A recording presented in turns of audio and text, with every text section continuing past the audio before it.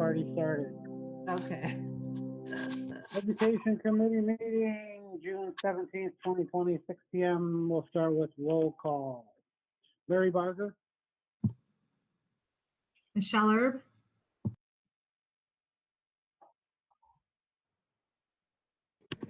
Julie Moore, Chris Arduino, Becky Logan, Christy Brown, Abby Edwards, Lisa Clark, Jennifer Curlis, Linda Elena Schelling Tufty, Jeremy Boyce, Tammy Poole, Brock Moreland, Melissa Yushka. Linda Cottle said hers at the same time Elena did, so you got both of those, Chris. I did. Anthony Brooks, Deanna Johnson. I think that's everyone. that's everybody? Looks All like it. We need a motion and a second to approve the agenda. Motion? second, All those in favor signify by saying aye. Aye. Aye. We need a motion and a second to approve meeting minutes from February 19th, 2020. Motion? Motion, Second. All those in favor signify by saying aye. Aye. Aye. Okay, I don't think we have any comments from the community, so Mickey, you can take it away. All right, thank you very much. This evening, we have 3 different items. The first one is our behavior data from the third quarter. So this is the first time I've put things in present mode, so please be patient with me as I try to do this for the first time.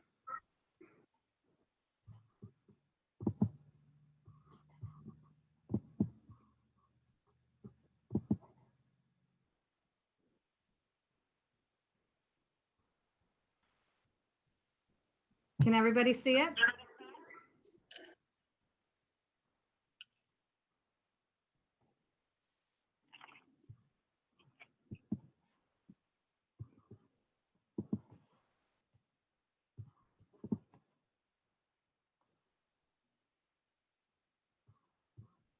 Becky, do you want to start?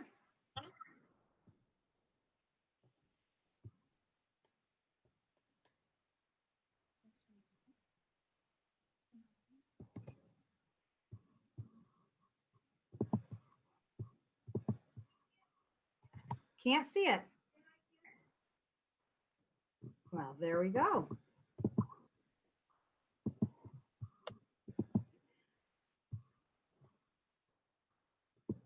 All right, so she says you can't see it and we can't unmute her, or she can't unmute herself.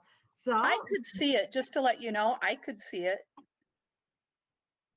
So part of us could. I could see it. I could not see it. So half could not. Let me try again.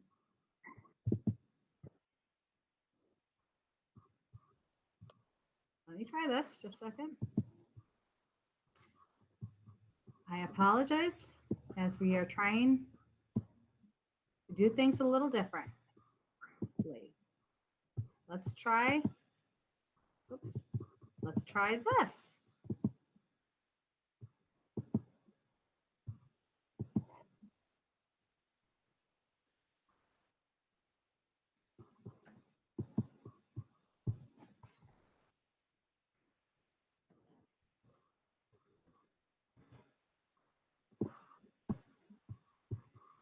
Can you see this now?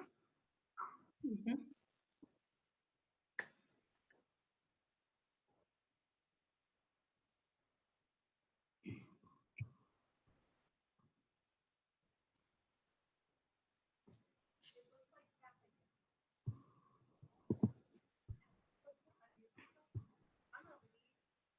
Okay.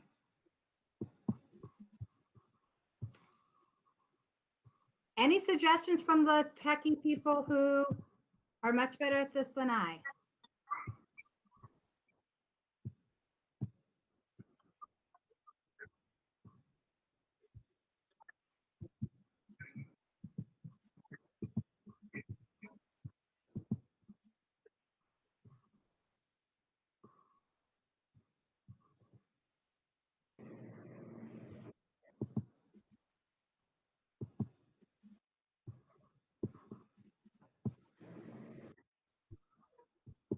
Thank you.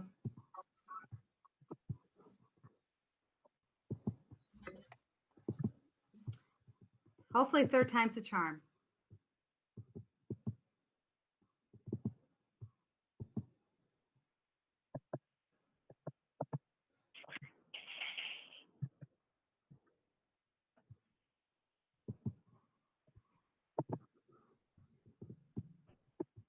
Can you see it at this time point?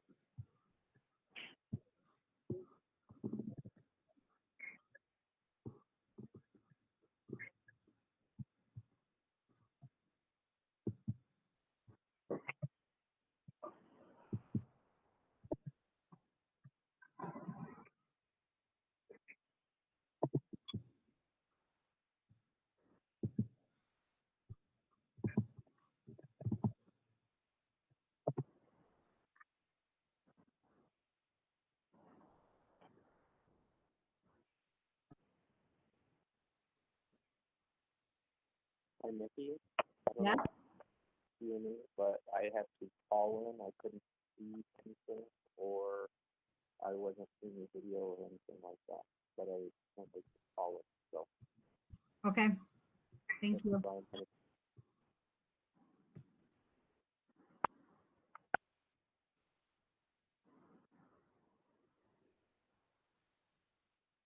Can anybody see the presentation? I can, Mickey. Thank you. I still can as well. I can see it.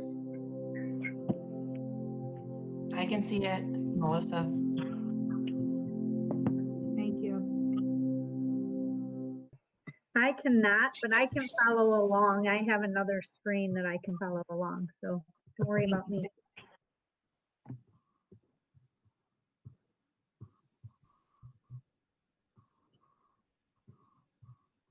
So I'm, Okay, so now I'm logged and can see it. yes, love it.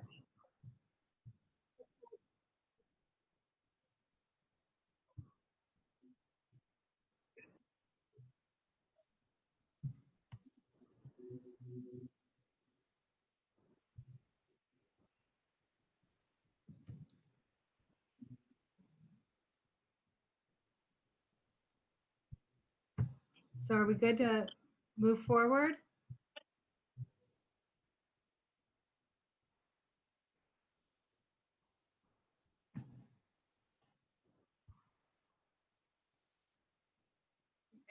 I'm on, and everybody else said that they can see it. Okay. Except for Dee Dee, who she said she was going to follow along differently. Yeah, and Ryan can't. He's back. Oh, he's back. Yeah. We too can't see it. Okay. So we'll just keep trying. You go ahead. Okay. So I'm going to take back and start. Okay. Yep. Abby can't see it either. Oh, Abby can't see either. I guess so. I'm just going to do the whole thing, just what people want. All right. Well, we're going to get started here. I apologize for the delay. You got to love technology when it works, and it's frustrating when it doesn't. So we're going to start out by looking at our PBIS data for over the past several years. And on this first slide, it represents our PBIS data for the district. And if you look at third quarter this year compared to the past few years, we have a greater percent of our students who are in tier 1 which means that they have 0 to 1 referrals. Specific to elementary, when we look at the number of referrals, the actual number of referrals is down. However, the number of students generating them are up a little bit. That would mean that fewer number of students from the past have had repeat actions or consequences. So they have had a behavior, we've worked with them, and we're not seeing that behavior any longer. Looking here by building, this slide represents the number of referrals and the number of students generating the referrals. For the most part, if you look at our data, students are averaging at many of the buildings probably about 2 just by the number of referrals compared to the number of students. Our 5-year trend, you can tell that the work that each of our building administrators have been doing with our bus drivers and transportation has improved. We have gone down in the number of bus referrals significantly over the past year. We also have seen a decrease in referrals except for the playground, which is not atypical due to the fact that it is an unstructured setting. And sometimes we do see an increased number of referrals when it's less structured. Mrs. Edwards will talk about Machesney.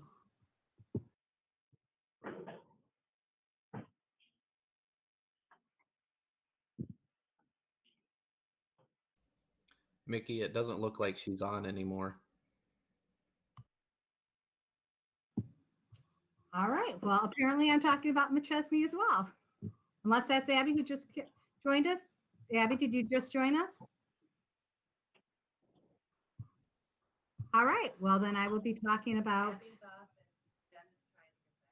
Okay. Thank you. So looking here at Machesney's behavior data, the top 3 offenses are dangerous behavior, insubordination, and cheating and lying. Our top 3 locations would be the classroom, playground, and the cafeteria. Again, the classroom is where students spend the greatest amount of their time. Playground being unstructured, and the same thing with the hallway cafeteria. Those are more unstructured situations. For their total population of 378 students, 20 of them, there were 20 referrals and 10 students generated those referrals. The consequences were ISS, 1 out-of-school suspension, and 3 detentions. There were no students who were referred to juvenile authorities, and no students received a CPA.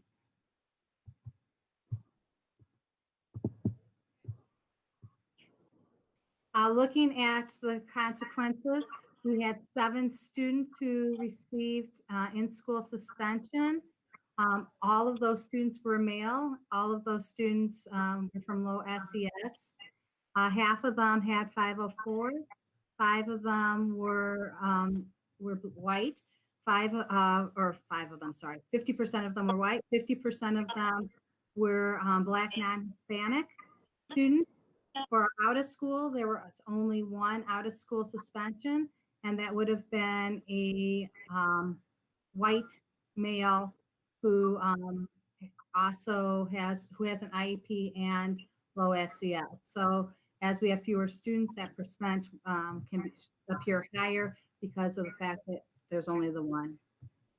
When it comes to our detentions, was also 100% males. And 67% of them from low SES. A third of them had 504s. 2/3 of them were white, and 1/3 was Black non-Hispanic. So we did have consequences from all 3 types of consequences: in school, out of school, and detention. And this is something that we as a group, both as with the assistant principals and the principals, have been talking about what consequences for different actions to work on some continuity and alignment. I'm also going to be talking about Parker Center today. And for Parker Center, we did not have any referrals. We had student intervention forms only. When we look at this data for January, February, and March, there were 18 days in January, 17 days in February, and 9 days in March. So looking here at this data and seeing that when we only had 9 days, we had 27 SIF forms. We know that there was an increase there. There were a total of 82 SIF forms during that period of time, and 4 students actually made up 75% of those, or sorry, 75 out of 82 of those. One thing we do know about each of those families is that there has been some social emotional needs there and some trauma that our students have been working through. And the Parker Center staff had been working very closely with the student to try to help them through some difficult situations that they were dealing with.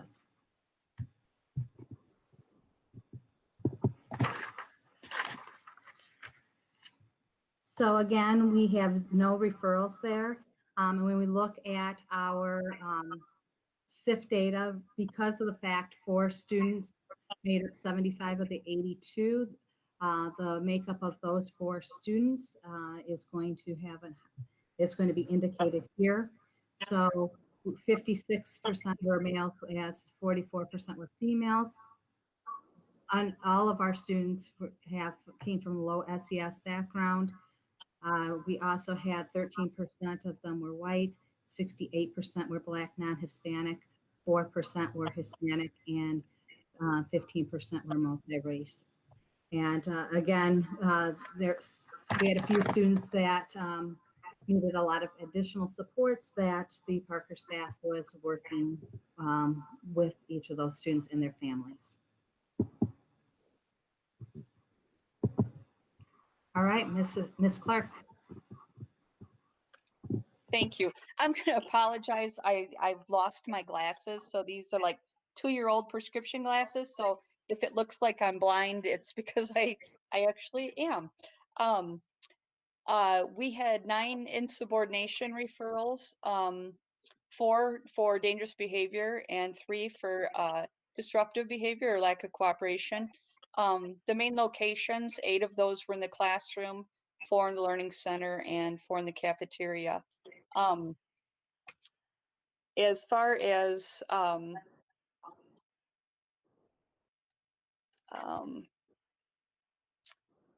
Mickey, can you help me with the bottom there? I can't see. So looking at I apologize. Oops, try that again.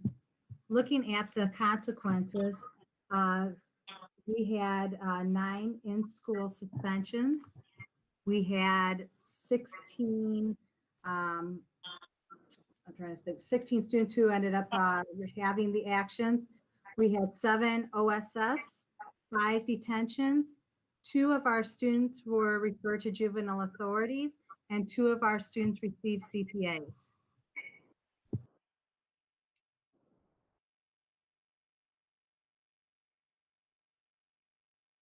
Thank you, and I can see this pretty well. Thank you. So the total number of ISS consequences were 9 students. 78% of those students were male, 30% female. 75% were from low SES. 25% had IEPs. We didn't have anyone that had a 504 or ELL needs. We also had 75% of the students were white. 9% of our students receiving those referrals were Black. No students were either identified as Asian or Hispanic. 4%, which was 1 student, identifies as American Indian, and multiple races made up 8% of our referrals. The total number of out-of-school suspensions were 7. And 71% were male, 29% female. The low socioeconomic status, it looks like 50%. IEPs, 14%.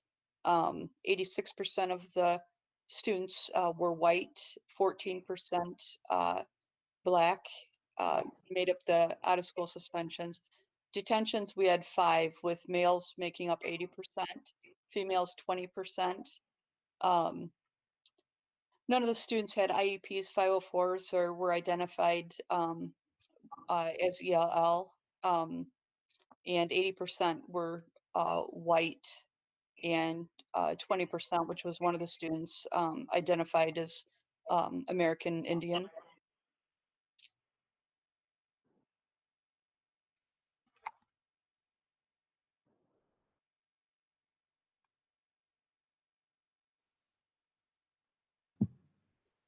Lisa, did you need me to go back to that other slide, or do you have more that you were going to say?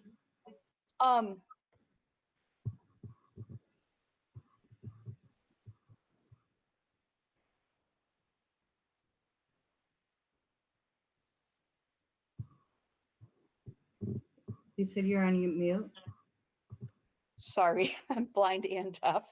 So we ended up having 2 of the students who ended up with receiving alternative placements at the Regional Learning Academy were fairly significant incidences that generated that response.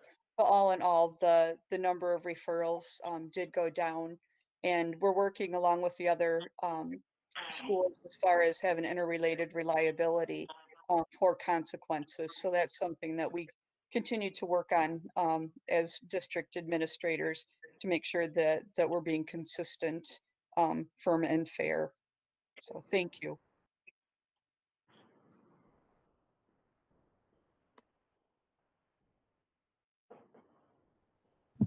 Mrs. Poole? All right, so the Maple data, our referrals did go up. They were somewhat of an outlier compared to quarters 1 and 2. So for our highest offense was dangerous behavior / physical aggression, which was 20 referrals, disruptive behavior 8, and then insubordination and inappropriate language was 5 each. Top 3 locations, classroom had 29. The bulk of the referrals came from the specials like PE, art, and music. Playground 11, and the cafeteria 4. So we had 47 total referrals with 26 students making up the referrals, which is interesting to note. Of the 47 referrals, 28 were just our 6th graders. So they made up 59% of the referrals. 22 students were in level 1, tier 1 with 1 referral, which was 46%. 3 students had 2 referrals, 4 students had 3. 1 student had 5 referrals, and he is a 6th grader. 1 student had 8 referrals, he is a 6th grader. Both of those boys are going through a lot of trauma in their life, and as a result, we're just really struggling at school with behavior. So in looking at the next slide, so our total number of in-school suspensions was 6, with 100% being boys, 100% low income, and 67% were white. Out-of-school suspensions, we had 4, 100% boy, 100% low income, and 50% white, 25% Black, 25% Hispanic. And then we had 31 detentions, which was interesting. 3/4 were boys and 1/4 were girls. And of that population, 90% were low income. That's it for Maple.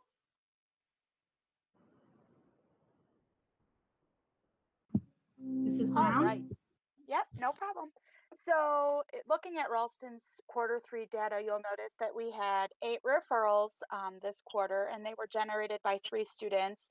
The top location was the classroom, and then in addition to the hallway, office, playground, or other, they had a tie there for the top locations.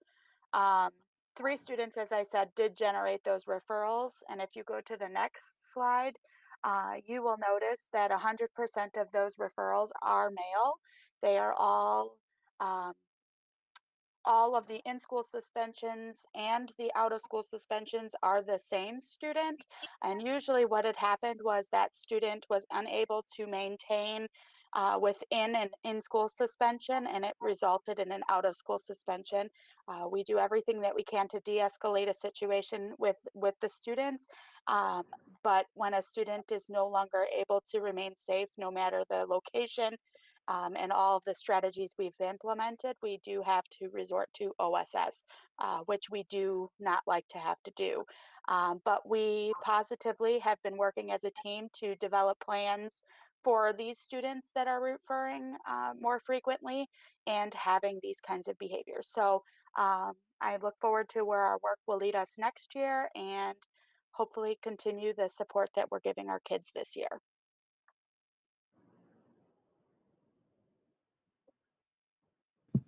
Thank you, Mr. Moreland. All right. We had 32 referrals, 26 students that made up those referrals. Our top 3 offenses for dangerous behavior, disruptive, and major disruptions. Top locations were the classroom, playground, and the gym. One of the things that we did, and you could go to the next slide if you don't mind. One of the things that we did here, you see that we have 6 out-of-school suspensions. 3 of those came from one student before he was outplaced to another program because it was so violent. The other 3, it was a one-time incident. So that was nice to see that there wasn't another instance. We also instituted a ready room in the morning because we saw that outside, and especially starting the day being dysregulated, we had a lot of kids outside, and with only minimal supervision coming into the classroom, having some issues there. So we started a room where they could help regulate themselves, and we saw those students not receive referrals, which was great.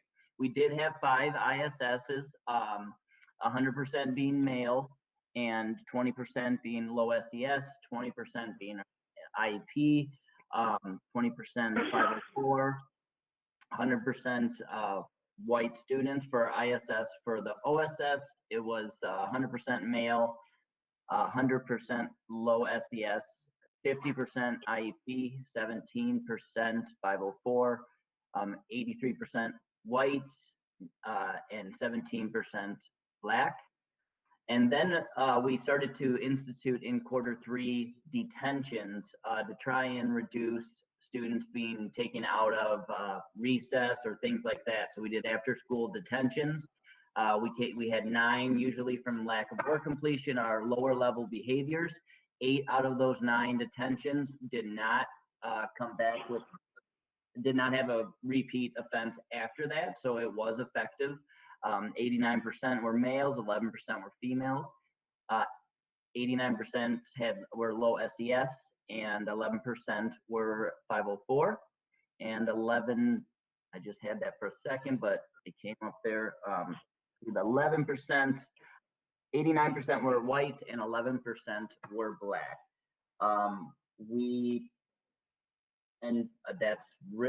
That's really it. We do have some proactive things that we're working on. Like I said, our room in the morning to help with regulation. But like a couple of the other administrators have said, really examining what our consequences are and making sure that we're all on the same page is something that we're really looking at going forward. Thank you.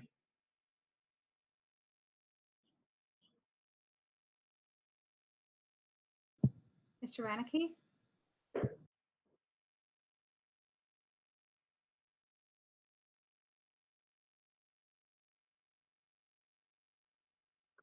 Yeah, I can address that. Our ready room in the morning, it is suggested by, I have a meeting with our GPAs, our general program assistants. They are the ones that are on the front lines out every morning, with myself and the assistant principal on the days that she is there. So we kind of made a determination of students that were causing others to get in trouble. And what we did with that room is I had them come in, I talked to all the parents, and it was about 15 students.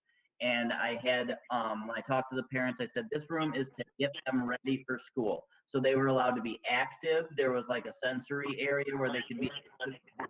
There was some coloring, and then we always had a lesson in the background. There was like music playing. At the end of that morning, they would slap the ball and give it a high five and say that they are ready, and that's what they would say. And it was amazing to see them walking out of that room. We would do morning meeting for 10 minutes every morning, and it was incredible. So we had some pretty cool success and relationships that were built on that. So thank you.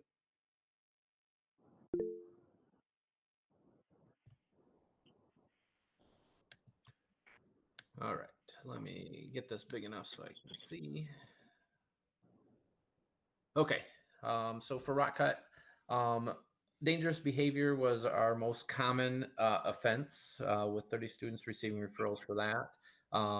As Lisa stated, we are going to be working on our definitions and our common understanding of what constitutes that, and in addition to our consequences, so we're more consistent with that. Then inappropriate language and battery.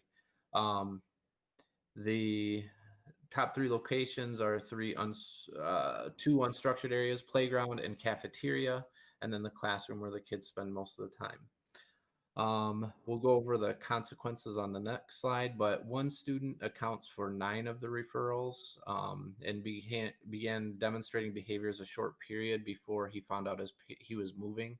It was pretty sad when he moved, actually, because we had started to make gains with him, and then mom had to move. So how we're working on addressing some of that dangerous behavior on the playground is we're giving our GPAs guidance. We meet with them bi-weekly on tips to de-escalate situations. We talk through particular situations with them so we can all learn and hear how they're handling situations, and then kind of coach them through those things. Sometimes with our competitive games, the kids get a little overly competitive, so we make sure we have one of our GPAs monitoring that. We also had we had equipment that the kids were sharing, but like they're kids, and so they weren't the best bringing it up. So we did make sure that we ordered all that equipment for each grade level.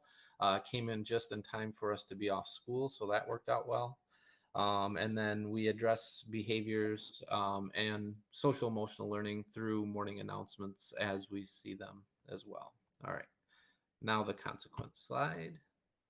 We do rely on ISS and detention considerably more than we do OSS because we want them to be in school. As is the case with many of the other buildings, it's a majority of males from low SES background. For our American Indian there, it's just like one student generating that, but since it's such a large, small percentage of the overall population, it does throw off this data a little. And then the other area that we're trying to make gains and figure out is with our mixed race students. That seems to be a common area showing up with ISS, and we are working on that as well. We do think that detention is a pretty effective intervention because no student had more than 2 of those in Q3. 5 of the students had 2 detentions each, and each of those students only had 1. So we do feel, then just a review, we do it for ISS and detention, but we provide some structure to that instead of just sitting and doing work the whole time. Our social worker actually runs our after school detention and provides second step lessons to help teach students specifically based on the behavior that they exhibited.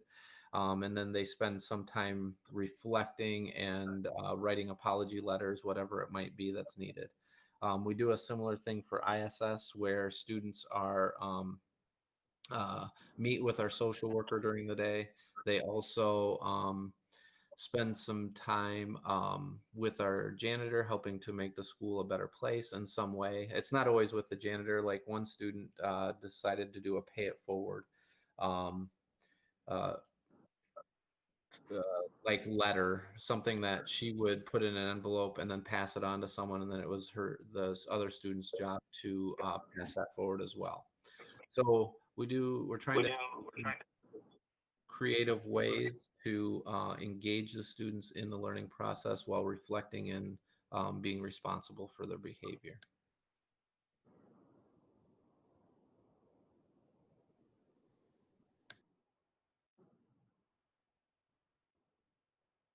Mrs. Johnson? All right, good evening. For Olson Park, we had 7 total level 2 referrals. 3 of those destruction of school property, 2 dangerous behavior, and 1 disruptive for level 2. 3 of those being in the classroom, and then 1 in the gym, and then 1 in the restroom. So we had 5 students making up those 7 referrals. And the three ISS were really related to the destruction of property, and then 4 having a detention. We had no CPAs and no juvenile detentions. With our student data, looking at the percentage population and consequences chart, for our students that received ISS, we are still using that supportive team approach. Ironically, for all 3 of those students, they were coming really right off the heels of a level 1, and maybe several. One of the students had quite a few, just about a dozen level 1s, and we had social work, the whole team working with parents and inviting them into that space to even work with the consequence piece as we were moving forward. So while that's kind of a significant consequence, the approach with the parents, the students, and the whole team, it was a collective in helping them shape their future. So it was really good work on the part of the team. For those, within those students receiving ISS, there are 2 boys and 1 girl. The 2 boys being both white and the girl being mixed race.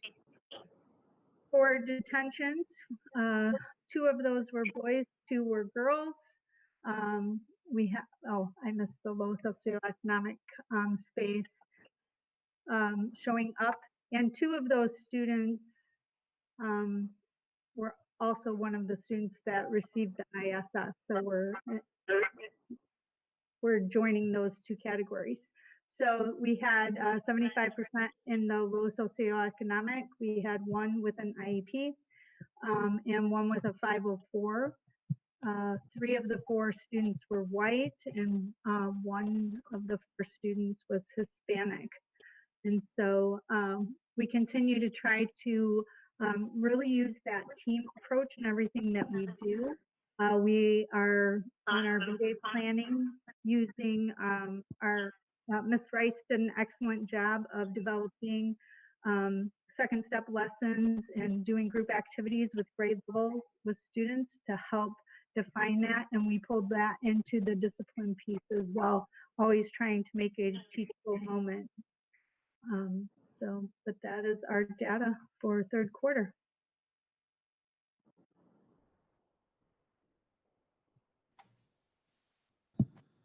Thank you. Hello. For Windsor, we had our top 3 offenses for dangerous behavior, fighting, and inappropriate language. In the location, top 3 locations were playground, classroom, and the bus. What we found really that kind of jumped or I guess where we were in the higher number of referrals, we had many more students receiving just one out of those. So it was nice to see that we were able to really work together and be able to stop the behavior that was happening with, like Dee Dee had shared, we as well were working to try to really have a team effort. The biggest thing we struggled with where the students were earning those referrals on the playground is when there was snow based on our playground, we were trying to kind of split up grade levels and alternate every other day. So they had basketball equipment on some days and really just playground on the other days because our 6th grade does not have a big space. So for one of the recesses there, they would come over to the 1st through 5th area. So that generated a little bit more of the referrals for us this year with when we had snow on the ground or it had melted in the mud. So going to the consequences, as you can see, our detentions did increase, and this was really because Ms. Rice and I really worked together to try and be on the same page and how we were coding the behaviors. And like previously, everyone had stated that we are meeting to continually talk about those codes and what they look like. So then across the district, we can have consistency in regards to the reason for the referral. We are continuing to work with our staff and we have quite a few students who work with our social workers to really put together behavior plans for them that can help improve their behavior overall with other students outside as well as in the classroom. We had 8 students with ISS. We had 1 student with OSS and we had 10 detentions. And again, those detentions going up where we were, that was a newer thing for us too with coding, utilizing more of that. So that was, again, being on the same page in writing the referrals and what the consequence was. We worked really hard to make some adjustments to our PBIS system. So we're really trying to take more of a positive approach where we added, so every morning students are able to have their name drawn 5 students are able to have their name drawn for a buzz book. And that is a big incentive for our younger grade levels, but we wanted to make sure we were also reaching our older students as well. So we adjusted the PBIS system so there were more appropriate things for our upper grade levels. And then we do a VIP lunch and we added a pizza party for our 5th and 6th graders who kind of need that more, they're not really into coming to the office and picking something out of the office. They need that feeling like they're a little more grown up than that. So we are making good strides in regards to really, I think, taking the positive approach and getting back to focusing on what we're doing really good and pointing that out to the kids. Thank you. Thank you. Ms. Trellis? Okay, so at the middle school, we have total for the 3rd quarter 1,017 students with 383 referrals, with approximately 158 of those being generated by our students. That 158, which is about 15% of our population, has maintained pretty consistent among the last 5 years. We had a increase of about 72 referrals from last year and a slight decrease from quarter 2 for this year. We're continuing to design second step lessons to address some of these behaviors as well. Go to the next slide.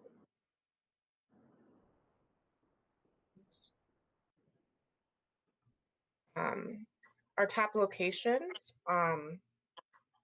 had increased in the hallway.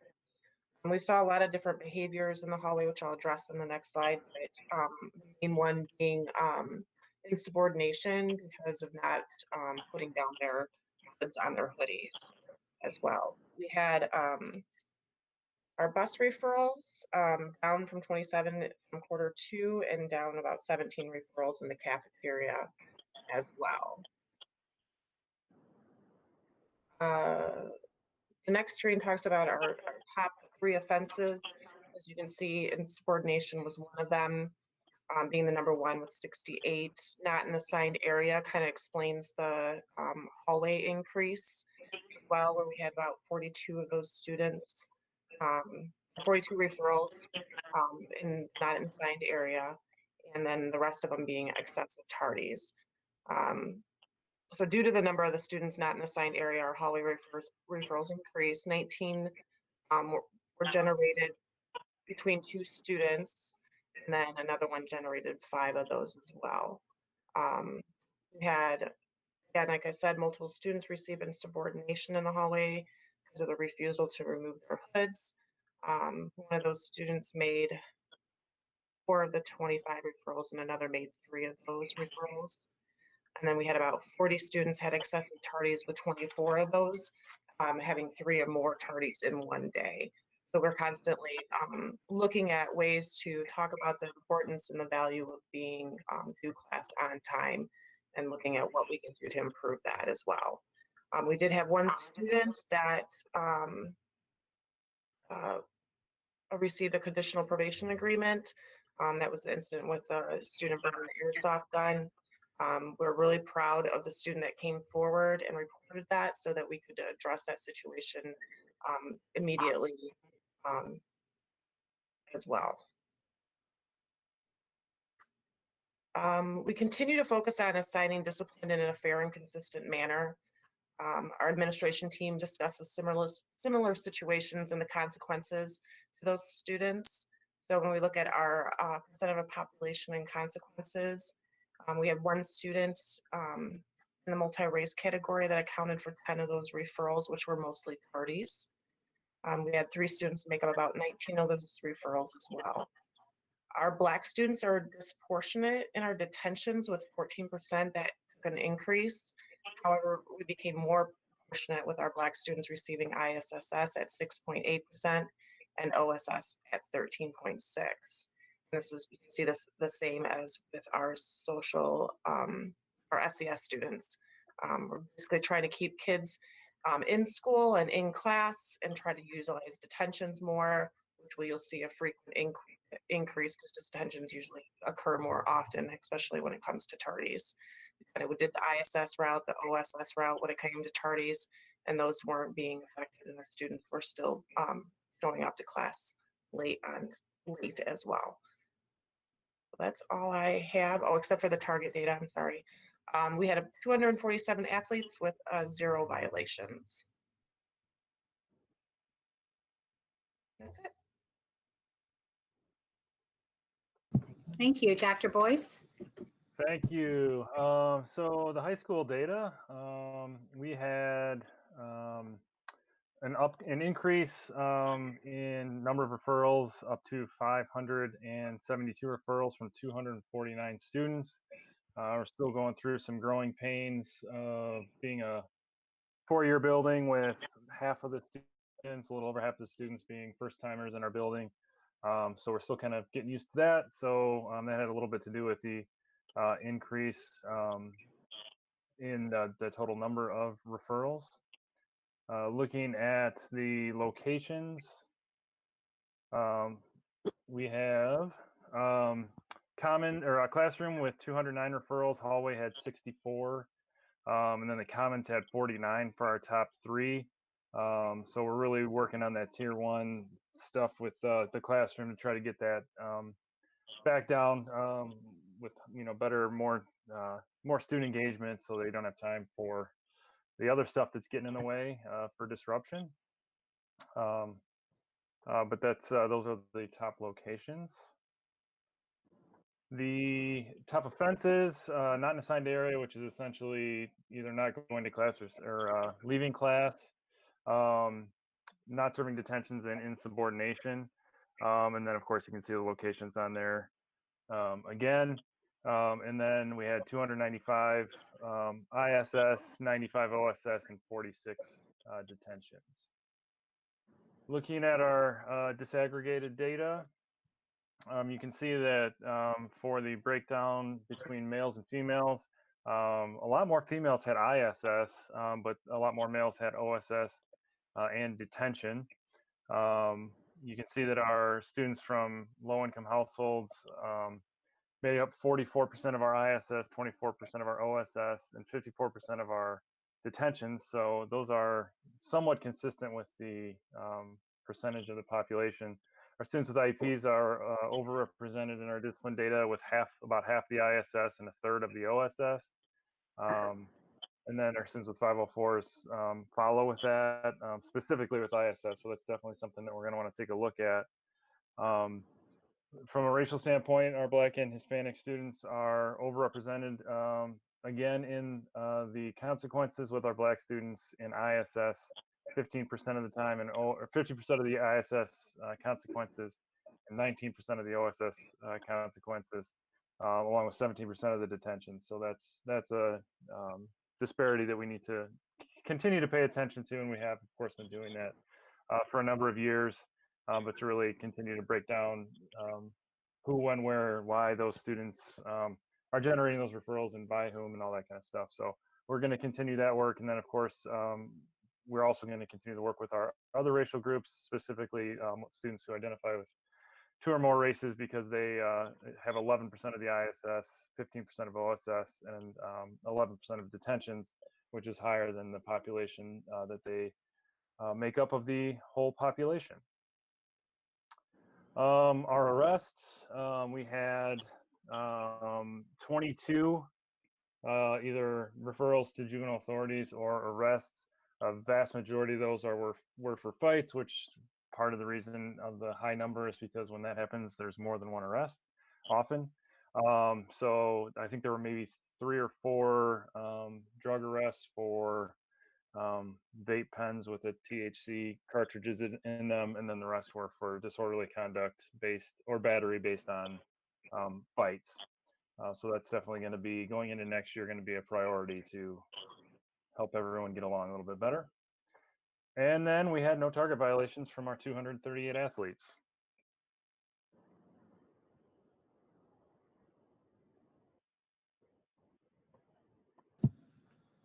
Thank you. Do you have any questions in regards to any of that data?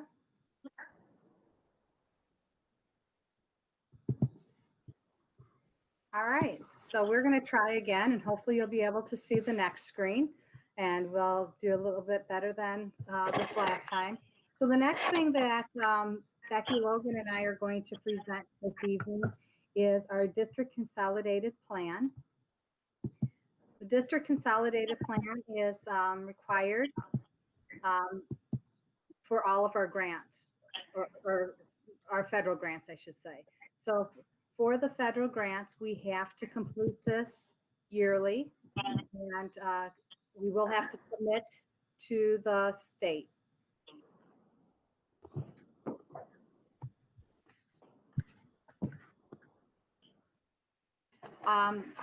Can everybody see this, I hope? So why do we need a plan? So for our federal grants, the state decided instead of having everyone work in their own silo, it was important that we looked at everything holistically, how we utilized our funds. And so they changed, instead of answering a series of questions within each grant, we are to turn in this consolidated plan to talk about how we are going to use our funds. So in order to get any of our grants approved, this is step number 1 for all of those federal grants. The federal grants that I'm referring to is Title I, Title II, which is tied to professional development, Title III, which is tied to ELL and ESL services, Title IV, which is health and wellness and well-rounded education, and IDEA flow through, as well as IDEA preschool. The first step in this is that we have to do a needs assessment. So we need to find out what our stakeholders believe is important. For us, we are fortunate enough to have our Vision 2020 that helped us create our long-range plan. And really, as we went through to answer these questions, almost every one of the questions were able to be answered by our long-range plan. So the work that we've done before really aligns to the work that the state would like to see us do. We also look at our district and our school report cards, our 5 essential data, professional development plans for our early childhood programming. Each one of the adults that works with our preschool are required to have a professional development plan that they are to follow. Our school improvement plans, our Title I plans, our Illinois Quality Framework and supporting rubrics. Those are for our schools that have the school improvement grant. Right now, that would be our middle school and Windsor. And then we also have parent data, and through a variety of forms. One example would include with remote learning, we did do some interview of our parents, and then the same thing with our staff. We get feedback, and so that's part of our needs assessment as well when we do send out those surveys. Step number 1 is that we have to reach out to all private and parochial schools in which any of the students in the Harlem boundaries attends. So on your screen is a list of some of those schools. 2 schools that we do have more of a partnership would be St. Bridget's and Concordia Lutheran, because those are the only 2 within our school boundaries. So not only do they receive Title I funds, but we also provide them support through Title III, through IDEA, Title II, which is again the professional development part of the grant, of the ESSA grant, and then Title IV, which is around the well-rounded education and the safety. One of the pieces that we have to look at is student achievement and align that with one of our goals, which is all students through extensive curriculum opportunities and innovative technology will be college and career ready. And so we are able to utilize those grants to provide high quality and well-aligned resources. We look at the whole child. So we also have items that meet their social emotional needs, such as Second Step and the Harbor. We're able to offer PD focused on the new Illinois learning standards, as well as do that formative and summative assessment. We have an MTSS process at the elementary level that also includes an intervention time. We have PD specialists who work with our Tier 1 instruction at the elementary level. We have MTSS facilitators who are able to oversee that entire MTSS process for students who may need intervention or additional enrichment. And then we have instructional technology specialists that work with all grade level teachers to support them. We have from elementary through the high school department chairs that act as instructional leaders. We have a focus on digital literacy skills, and we also offer specialized programming to meet the needs of all students. As I stated earlier, a lot of our long-range plan goals tie to some of the state expectations. College and career readiness is one of them, and you will see here that we have a few goals tied to that. First one being Goal 1, Strategy 4, where we looked at establishing standards for college and career readiness. Through that information there, we have increased the Harlem Middle School offering as far as course selections. And one of the things that we use is Zello in order to help students determine interest level. At one that used to be, we used to use Career Cruising, but is now Zello. And that we've also developed some new electives off of that. Our counselors help use that information to work with students so that they can identify interest areas and potential pathways. Another goal tied to this is Goal 1, Strategy 6. and that is looking at our CNC programming along with our framework. And Shelley Wagner has presented a few times about all of the pathway work that our CNC teachers have been working on over the past few years, and the curriculum development. Goal 2 Strategy 1 focuses on the internships, work studies, job shadowing experience. And this is where we have used the PACE framework and the Unite platform. Through our continuation of our pathways, this is tied to all that. One of our newest ones coming up is our athletic training in the area of the health science pathway. We had several students who shared that they were very interested and signed up for our program within athletic training. And we're looking forward to seeing what direction that goes and how it can continue to expand. When we look at our professional development, which again is our Title II grant, we had to tie to different state suggested standards. So really focusing on trying to have students reading at grade level by 3rd grade, to have their math at grade level by 5th, to go with our long range plan, to have our 90% of our students graduate from high school. We're going along with our mentoring program to have highly prepared and effective teachers and school leaders. And then to tie to Title IV, that every school offers a safe and healthy learning environment for all of our students. And we have several ways that we can support this through professional development and offerings. So at the elementary level, we have professional development specialists for ELA and math that can support teachers with Tier 1 instruction. We have MTSS facilitators who are overseeing that entire diamond intervention and enrichment process. And then the instructional technology specialists, which really are an integral part now as we've moved to some remote learning. We have the new teacher mentoring program that we offer to all teachers who are new to the district, and the amount of time they spend in that program correlates to their experience coming into the district. We also offer professional development supporting the needs of all learners. And we're also through these grants able to offer ALICE training as well. And then for Title IV, our safe learning environment, our goal there is to create an environment that promotes the social and emotional as well as the physical growth of all of our students and staff. We do that through second step EC through 8, and then the Harbor and high school. Each of our buildings have PBIS programs.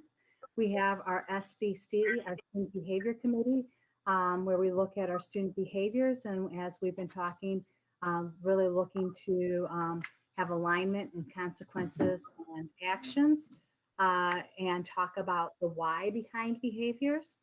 Our safety, which is our students and families in transition, and Sherry Tucker does some wonderful things supporting our students. And then we're always trying to provide support for our families in need, and to really get to know our families, to find out what they need and help support them. So along with that, we had to identify some specific Title I goals. And the state recommendations, they have that 90% or more of our 3rd graders are at reading at or above grade level. And the same with math by 5th grade, that 90% of our students graduate from high school for college or career, and that all students are supported by highly prepared and effective teachers and school leaders. And we've talked through a little bit on how we do each of those. But what it really comes down to as kind of an overarching goal is that all districts and schools will receive the resources necessary to create safe, healthy, and supportive learning environments, and will be equipped to meet the unique academic and social emotional needs of each and every child.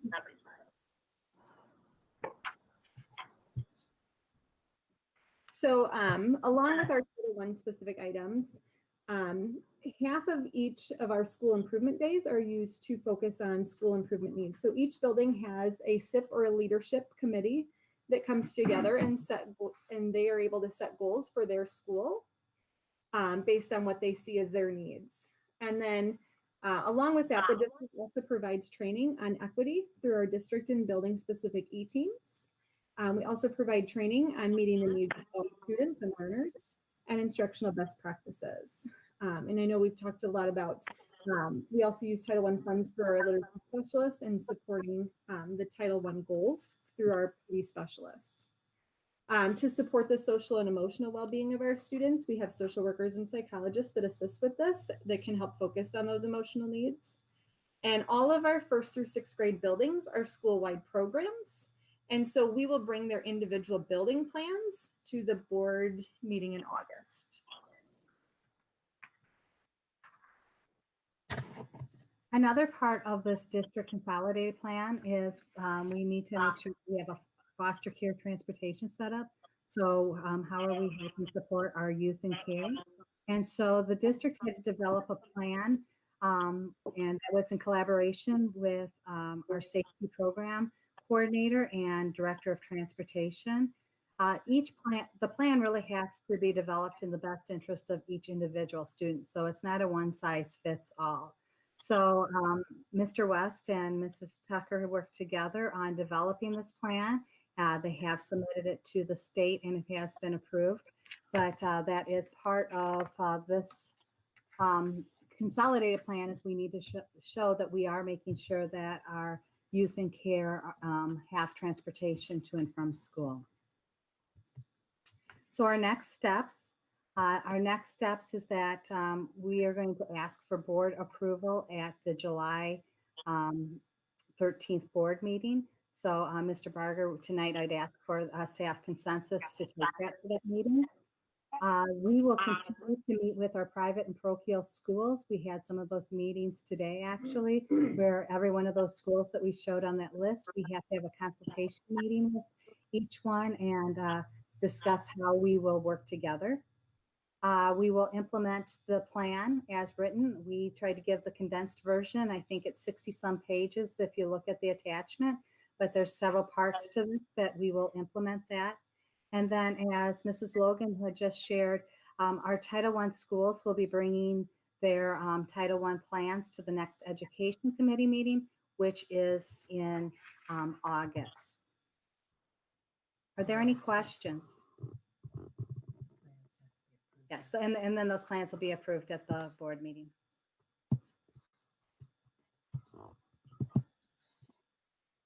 So you want to take a consensus now then? That would be wonderful. I don't know All the right, best we'll way to do it in this type of situation. It's a little difficult, but we'll try. So we're taking consensus to send the district consolidation plan to the board for approval on July 13th.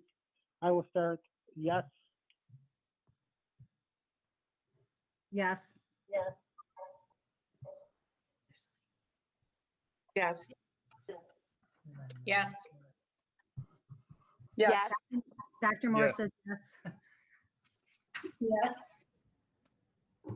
Yes. Yes. Yes. Yes. Yes. Oh, Abby says yes. Yes. Abby Edwards also says yes. Yes.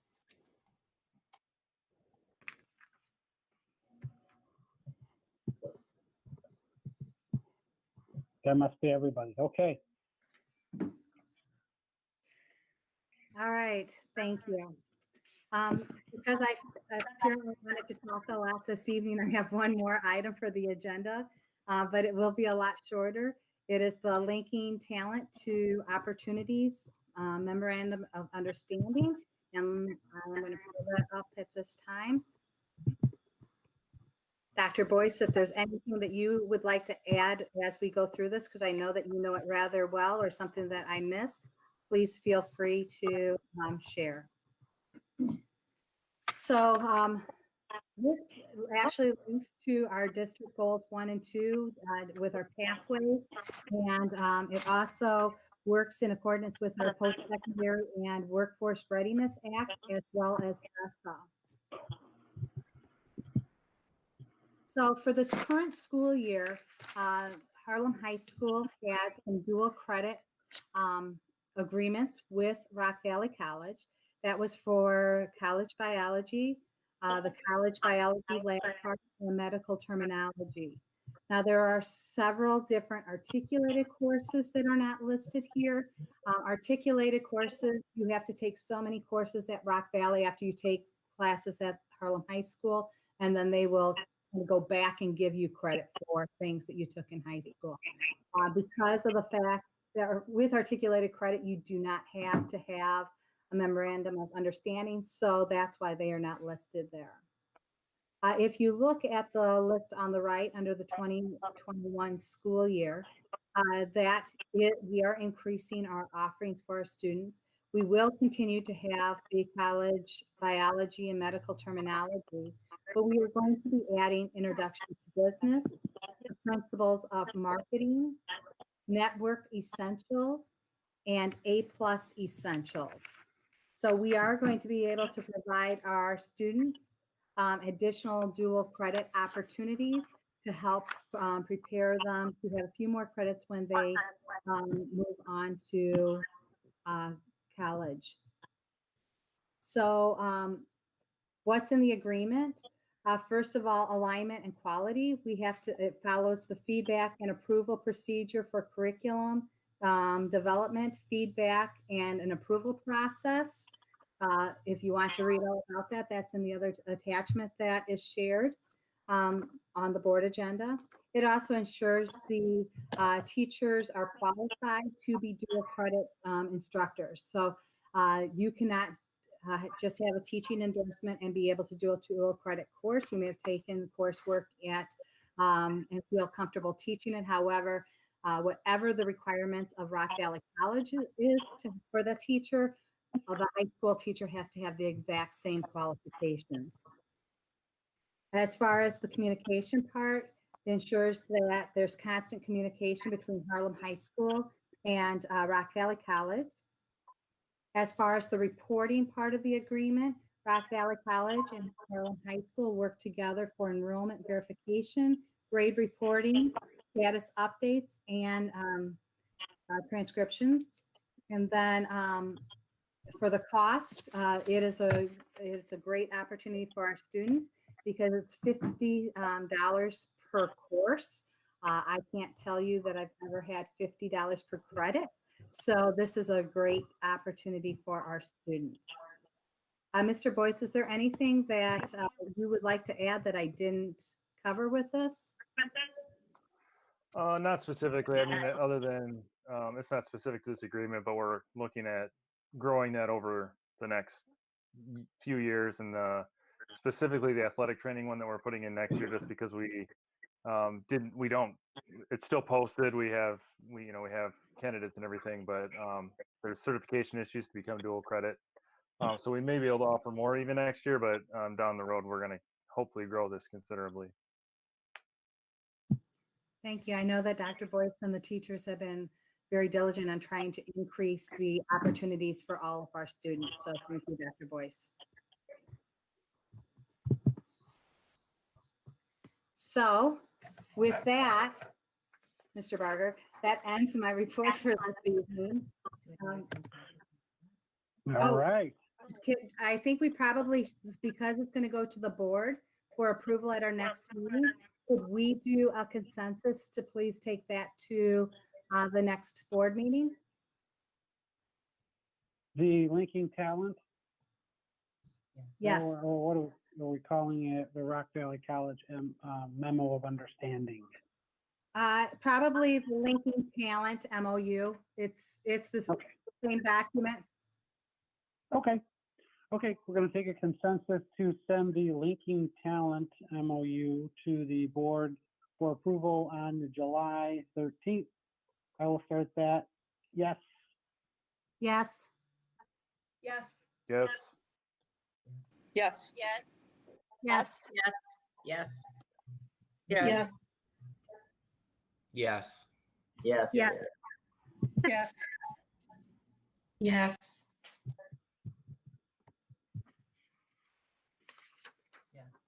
Were you counting those, Nikki? I think we have everyone. Okay.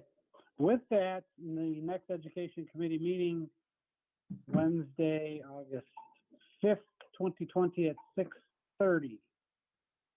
And hopefully that one will be in person.